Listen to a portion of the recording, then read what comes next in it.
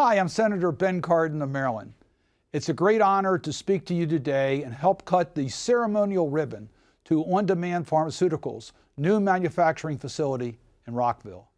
Like all Marylanders, I am proud our state is the home of our nation's and the world's premier biomedical institutions, including the National Institutes of Health, the Food and Drug Administration, and the U.S. Army Institute of Research.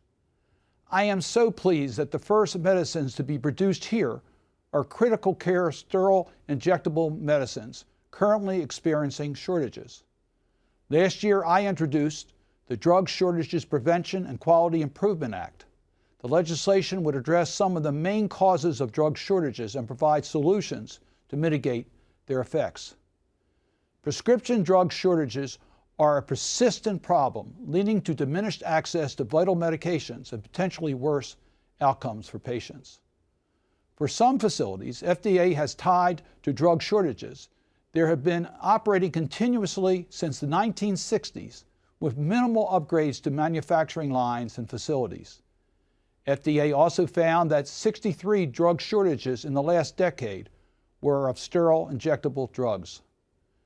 The United States must make investments now in order to mitigate and prevent drug shortages in the future.